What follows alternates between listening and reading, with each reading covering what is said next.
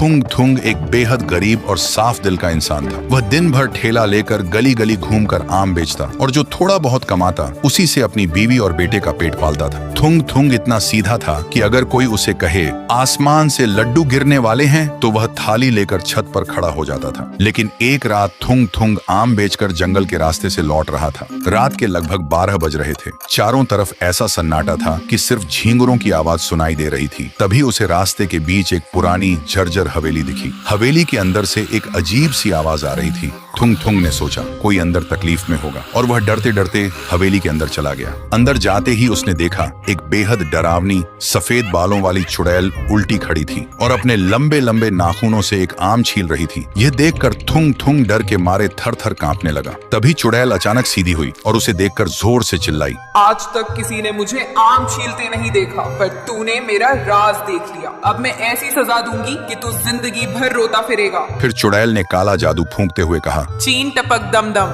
तेरी आंखें बन जाए तरबूजा एकदम। अगले ही पल थुंग थुंग की आंखें दो बड़े तरबूज जैसी हो गईं। थुंग थुंग इतना डर गया कि बिना पीछे देखे वहां से भाग निकला। फिर सुबह जब थुंग थुंग अपने घर पहुंचा तो उसकी बीवी ने जैसे ही दरवाजा खोला वह डर के मारे चिल्ला उठी, भूत भूत, और घबरा कर थुंग थुंग के सिर पर बेलन दे मारा। थुंग थुंग रोते हुए बोला, अरे पगली, मैं भूत नहीं, तेरा पति थुंग थुंग हूँ। और जब गांव वालों ने उसे देखा तो सब डर के मारे भागने लगे। लेकिन जब उन्हें पता चला कि यह वही सीधा सादा थुंग थुंग है तो उनका डर मजाक में बदल गया। कोई उसे हेडलाइट कहता तो कोई हंसते हुए कहता, थुंग थुंग जरा संभल कर चलना, कहीं तेरी आंखें रास्ते पर गिरकर लुढ़क न जाएं। सुनते ही बेचारा थुंग थुंग कोने में जाकर रोने लगता। उसका आम बेचना भी बंद हो गया क्योंकि जो भी आम खरीदने आता वह उसकी आंखें देखकर ही डर जाता। थुंग थुंग अंदर से टूट गया। उसने सोचा इस श्राप से तो मौत ही भली, और वह अपनी मौत मांगने वापस उसी चुड़ैल के पास चला गया। वहाँ चुड़ैल बैठकर आम का अचार बना रही थी। लेकिन जैसे ही उसने थुंग थुंग को देखा वह जोर जोर से हंसने लगी। थुंग थुंग रोते हुए बोला, चुड़ैल जी, मुझे मार दीजिए, मेरी बीवी बच्चे भूखे हैं,